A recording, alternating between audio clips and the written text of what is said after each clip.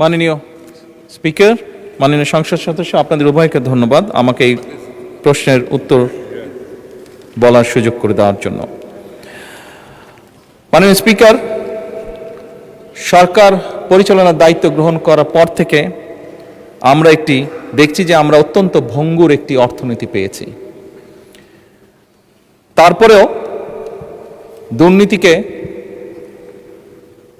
এই সময়ের মধ্যে যতটুকু সম্ভব দুর্নীতির টুটি চেপে ধরে এবং বিভিন্ন জায়গায় বিভিন্ন লিকেজ বন্ধ করার উদ্যোগ গ্রহণের মাধ্যমে আমরা চেষ্টা করছি কিভাবে জনগণের যে ট্যাক্সের টাকা সেটিকে সর্বোচ্চ অগ্রাধিকার দিয়ে সবচেয়ে ভালোভাবে সেটিকে জনগণের স্বার্থে এবং দেশের স্বার্থে ব্যবহার করা যায়।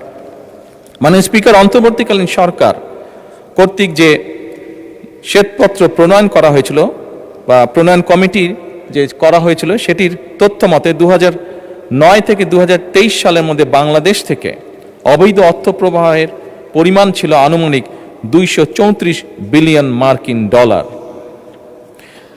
যা বছর হিসাবে যদি আমরা ভাগ করি তাহলে বছরে গড়ে 16 বিলিয়ন মার্কিন ডলার, বাংলাদেশি টাকায় 1.8 লক্ষ কোটি টাকা। মাননীয় স্পিকার, পাচারকৃত প্রত্যেক বছর পাচারকৃত এই অর্থ একাধিক দেশে স্থানান্তরিত হয় অভিযোগ থাকায় তা উদ্ধারে সংশ্লিষ্ট দেশগুলোর সাথে মাননীয় স্পিকার এরই ভিতরে তথ্য বিনিময়, সম্পদ শনাক্তকরণ এবং পারস্পরিক আইন সহায়তা জোরদার করা হচ্ছে।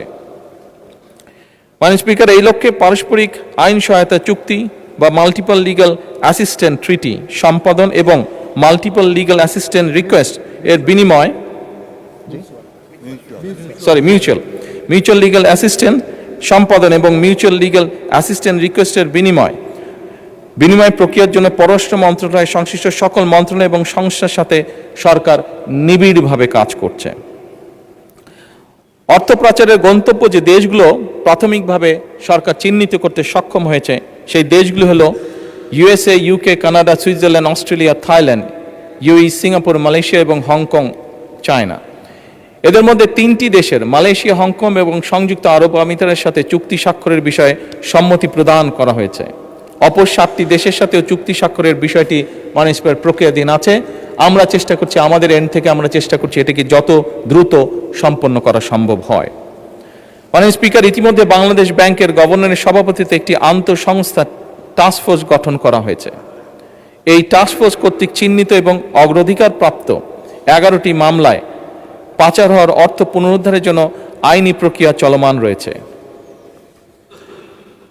আন্তঃসংস্থা টাস্কফোর্স কর্তৃক চিহ্নিত অগ্রাধিকার প্রাপ্ত কেসসমূহ অনুসন্ধান এবং তদন্তের জন্য দুর্নীতি দমন কমিশনের নেতৃত্বে এবং বাংলাদেশ পুলিশের CID, জাতীয় রাজস্ব বোর্ডের সেন্ট্রাল এজেন্সিয়াল সেল, শুল্ক গোয়েন্দা তদন্ত অধিদপ্তরের সমন্বয়ে 11টি যৌথ অনুসন্ধান ও তদন্ত দল গঠন করা হয়েছে।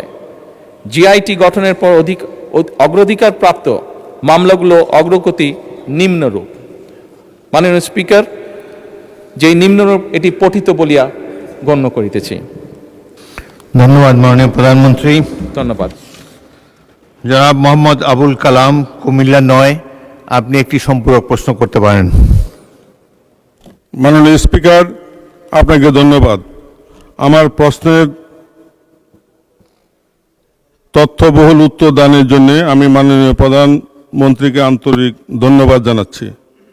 মাননীয় স্পিকার, ফ্যাসিস্ট আওয়ামী লীগ সরকারের দীর্ঘ 16 বছরে বড় বড় মেগা প্রকল্পের নামে মেগা দুর্নীতি মাধ্যমে দেশ থেকে প্রায় 28 লক্ষ কোটি টাকা পাচার করে দেশকে তলাবিহীন ঝুড়িতে পরিণত করেছে।